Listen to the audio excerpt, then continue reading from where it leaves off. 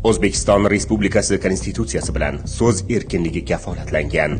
Ochiqlikka, jamoatchilik nazoratiga otlangan har bir fuqaro birinchi navbatda bu faoliyat katta mas'uliyat ekanligini, uni suiiste'mol qilish og'ir oqibatlarga olib kelishini, shuningdek, qat'iy javobgarlikni talab qilishini tushunishi lozim.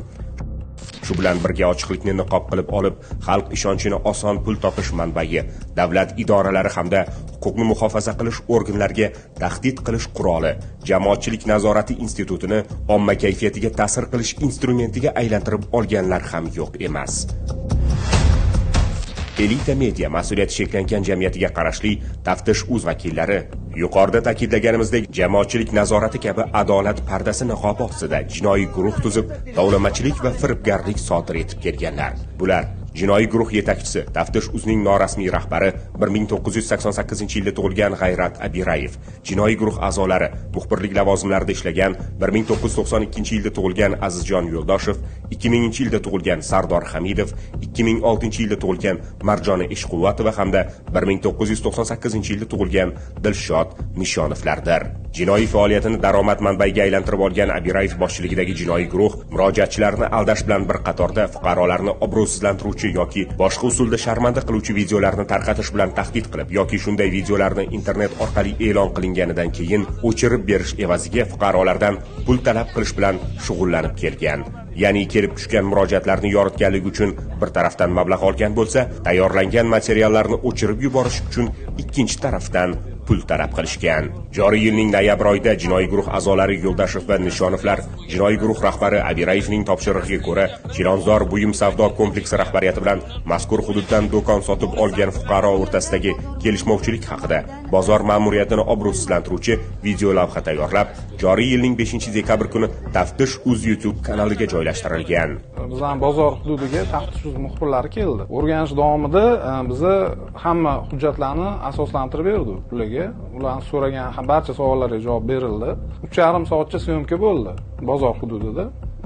Keyin joyiga chiqib ham ularga ko'rsatib berdi. Qaysi magazin qayerligi, u magazinlarning hujjatlari hammasini keltirib berdi, ko'rsatib berdi. Keyin ketishdi. YouTube ijtimoiy tarmog'ida Taftish.uz kanali orqali o'sha jurnalistik tekshiruv videolari tarqatildi, qo'yildi, ommaga havola qilindi. O'tda umuman montaj qilib, ko'p joyini olib tashlab, aksionerlik jamiyatimizni obro'sizlantirishga, uni sha'niga putur yetkazadigan ko'p noto'g'ri ma'lumotlar ketgan.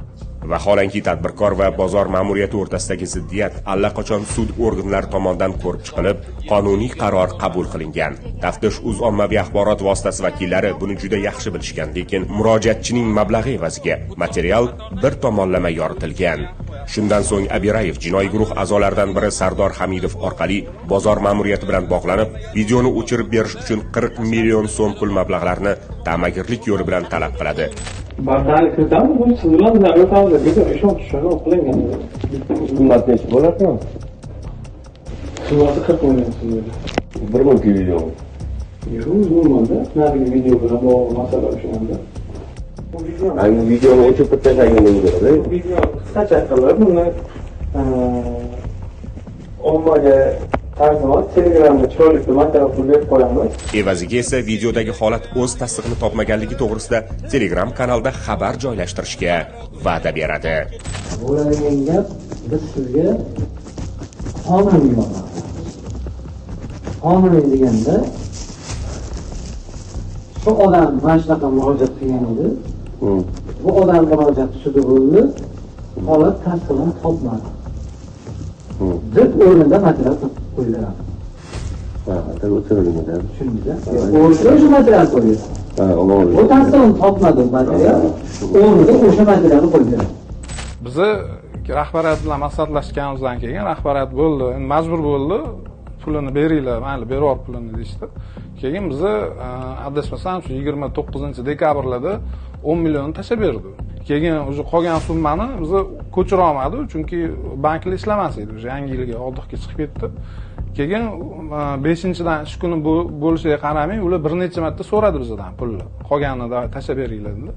Biz ularga tushuntirdik. Qolganini tashlab beramiz, hozir pulimiz yo'q. Hisob raqamda pul bor, hisob raqamdan o'tkazib beramiz. Aka o'chirib turinglar videoni, yo'q, hamma to'lov tashlaganingizdan keyin o'chirib beramiz deb aytishdi bizga. Keyin majbur bo'ldi bizni tartibot organlari ham murojaat qilishga. Ta'magirlik holatini niqoblash uchun bozor ma'muriyati Taftish.uz bilan 40 million so'mga shartnoma tuzishga majburlanadi. Bu ish Sardor Hamidovga topshiriladi.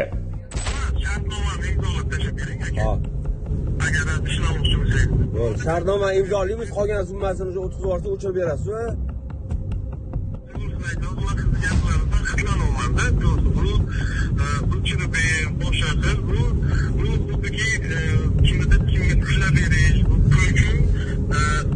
Aka, kimga ushlab beramiz, aka? Nimaga ushlab beramiz, aka? Shu tariqa talab qilingan pullardan 10 million so'mi Sardor Hamidovning bank kartasiga tashlab beriladi. Ushbu jinoiy guruhning harakatlari ko'cha bezori to'dalarnikidan ortsa ortadiki, lekin hech qolishmaydi. Bu kimsalar shunchalik haddidan oshganki, bir necha o'nlab fuqarolarni ish o'rni bilan ta'minlab kelayotgan tadbirkorni obro'sizlantirish bilan qo'rqitib, chorasiz qoldirgan holda ko'p miqdorda pul mablag'larini undirishga urinishgan. Sud organlari vakolatini ham o'zlari amalga oshirishgan. Aniqlanishicha, jinoiy guruh a'zolari Eshquvvat va Yo'ldoshev va Nishonovlar 2025-yilning noyabr oyi boshlarida Samarqand viloyatida faoliyat ko'rsatuvchi qurilish firmasi Black Star mas'uliyati cheklangan jamiyati faoliyati to'g'risida ikkinchi tomonning mablag'i evaziga uydirma tafsilotlardan iborat videolavha tayyorlab, Taftish.uz ommaviy axborot vositasi YouTube kanaliga joylaganlar. Undan tashqari, firma faoliyati to'g'risida yana ikkita video holatni tarqatish bilan tahdid qilib, kompaniya mudiri Xurshid To'rayevni Taftish.uz ofisiga chaqirtirib, boshqa videolarni chiqarmaslik evaziga avvaldan ikkita tadbirkor o'rtasida 20 milliard so'mlik shartnomani ustidan go'yoki qarzi qolganday ko'rsatib, bir oy muddatda qo'shimcha 20 milliard so'm berishni majburiyati haqida tilxat yozdirib olganlar. Muddatini o'sha 15 kun deyaptilar. Mana shu muddat uchun bizga muammo chiqqan. Bizga bundan muammo yo'q. Asosiy masala muddat. Yana tortishmaslik uchun bir oy vaqt. Shu bilan birga ishchanlik obro'siga qayg'urayotgan tadbirkorning katta miqdordagi pul berishiga osonlikcha ko'nganligidan xursand bo'lgan guruh a'zolari jinoiy to'da foydasiga alohida 60 million so'm talab qilib, jinoiy yo'l bilan olinayotgan pullarni niqoblash maqsadida Taftish.uz bilan 60 million so'mlik shartnoma tuzishga majbur qilishgan. Tadbirkor belgilangan muddatda pulni bera olmaganidan keyin jinoiy guruh a'zosi Eshquvvatovaning tahdidlari ortidan Yo'ldoshev va Nishonovlar tadbirkorni obro'sizlantiruvchi videolarni o'z kanallarida tarqatishgan. Aka, 3 minut emas, 6 minutdan emas, 10 minut kutdim. Qanaqa? Bugun soat 6:00 da efir bo'ladi. Xullas efirda prime efir ketadi. Prime efirda hammasi ko'riladi, qo'yiladigan bo'ldi. Sizlarni biz shuncha kutdik. O'zi aslida menimcha shu 3-dekabrmi, 1-dekabrmi? Xullas o'sha paytda berib tugatishinglar kerak edi. Bir oy muddat so'ragandilar-da. Bo'ldi, shu bilan anaqa qilamiz. Keyin sizlar ofisga kelsanglar, sizlar bilan o video chiqarish masalasi bo'yicha gaplashamiz, xo'p?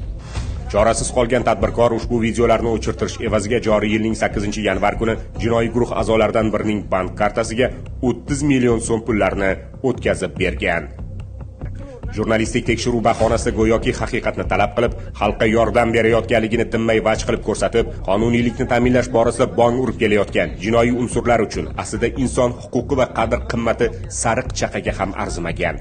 Jumladan, jinoiy guruh a'zosi Nishonov 2025-yilning 9-oktyabr kuni Namangan viloyati Chust tumanida yashovchilar Yusupov va Tumorovlar o'rtasida sodir bo'lgan janjaldan xabar topib, tergov organlari tomonidan jinoyat ishi yurituvidagi materialga aralashib, bir tomonning mablag'i evaziga ikkinchi tomon bo'lgan Tumorovlar oilasining sha'ni va qadr-qimmatini tahqirlovchi, haqiqatga to'g'ri kelmaydigan yolg'on ma'lumotlar to'plab jami 18 ta videoroliklar tayyorlab, 10 kun davomida ketma-ket o'zining kanalida tarqatgan. Aynan ushbu harakati uchun, ya'ni fuqaroning sha'ni va qadr-qimmatini kamsitib, yolg'on ma'lumotlar tarqatish orqali sharmanda qilganligi uchun Pop tuman sudi tomonidan 2025-yilning 10-noyabr kuni ma'muriy javobgarlik to'g'risidagi kodeksning 46.1 moddasi bilan ma'muriy javobgarlikka tortilgan. Xudbinlik domining tubiga sho'ng'igan ushbu shaxs sud binosidan chiqib, to'g'ri Tumorovlar oilasi oldiga borib, sizlarning oilangiz haqida yana ikkita video materiallarim bor, ularni ham tarqatishim kerak deb, ushbu videolarni tarqatmaslik hamda oldindan tarqatilgan bir oilani parokanda qiluvchi sharmandali uydirmalardan iborat 18 ta videoni internetdan o'chirishni va'da qilib, Tumorovdan 300 AQSh dollari pullarni tovlamachilik yo'li bilan olgan, lekin fuqaroni aldab, videolarni o'chirmagan. Buni dedi o'chirib tashlashdi dedi, bitta yo'li bor dedi, faqat dedi Aziz aka dedi, taftish yuzidagi mani rahbarim ular dedi. Rahbarim dedi, ular bilan maslahat qilib olishim kerak dedi. Bundoq qildi. 3 degdi, men aytdimki $3000 bo'ladigan bo'lsa, kerak emas dedim.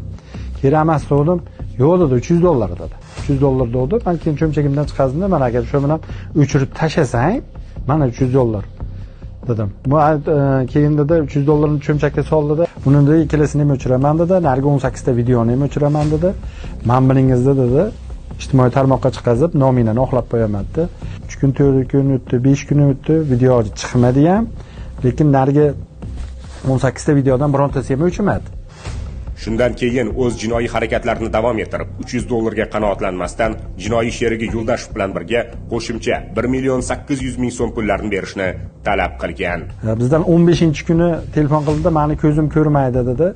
Bizga dedi montajga pul kerak dedi. 1.800.000 pul bo'ladi dedi. Biz aytdik, undoq bo'ladigan bo'lsa chiqazmay qo'yaver, bizga kerak emas. Shu kuni sen bilan o'sha kuni gaplashdik erkacha. Sen nargilarni o'chirib tashlab, bizga bu videoni chiqazishing ham kerak emas dedik. O'rtadan 1 soat o'tgandan keyin yana bitta ayol kishini gapirtirib qo'yapti. Haligi telefonda ko'rsatgan videosini yana qo'yapti. Haqiqatdan men tumorplardan haqiqatdan jabr ko'rganman, degizdirib yana video joylayapti. Hali pul bermaganimiz uchun. Jazosizlikdan quturib ketgan jinoiy to'da a'zolari Nishonov va Yo'ldashevlar oilasi sha'ni haqida qayg'urayotgan shaxsni ilojsizlik sharoitiga solib qo'yib, endilikda videolarni o'chirish 16 million so'm bo'lishini vaj qilib, jinoiy qilmishlarni niqoblash maqsadida jinoiy daromad iniga aylangan Taftish Uz bilan 16 million so'mga shartnoma tuzishga majburlashgan. Sizga qancha berish kerak unga? Nima deysiz? Qancha berish kerak? Shartnoma asosida, shartnoma necha pul namanganga azizga? 16 million ekan shartnoma. Taftish Uzga rasmiy shartnoma bilan chiqadi. Ha, bo'ldi. Hamma videoni o'chiraman, kelaman, sizdan Adan Yagacha intervyu olaman deb, bir dona so'zini kesmasdan chiqarib beraman. Hozirda mazkur jinoiy guruh a'zolari Jinoyat kodeksining 139-moddasida nazarda tutilgan boshqa shaxsni sharmanda qiladigan uydirmalar tarqatib tuhmat qilish, 168-moddasida nazarda tutilgan firibgarlik, 165-moddasida nazarda tutilgan tovlamachilik, 244-6-moddasida nazarda tutilgan yolg'on axborot tarqatish jinoyatlarini sodir etganligi aniqlanib, ularning barchasi protsessual tartibda ushlangan. Hurmatli fuqarolar, ushbu jinoiy guruhning qilmishlari ustidan ichki ishlar organlariga kelib tushayotgan murojaatlarning ko'pligi ularning harakatlaridan jabrlangan boshqa fuqarolar ham borligini ko'rsatmoqda. Agar siz tasvirda ko'rib turgan shaxslarning jinoiy xatti-harakatlaridan jabrlangan bo'lsangiz, Ichki ishlar vazirligi tergov departamentiga 71 kodi bilan 231 4066 raqami orqali murojaat qilishingizni so'raymiz. Internet foydalanuvchilarida yuqoridagi shaxslarning chiqishlaridan davlat organi xodimlariga munosabatidan bular xalqqa yordam berayotgan edi degan xato fikrlar tug'ilishi mumkin. Aslida esa ushbu jinoiy guruh aholi murojaatlari bilan ishlash tizimini oyoq osti qilib, oddiy xalq muammolarini daromad manbaiga aylantirib olgan.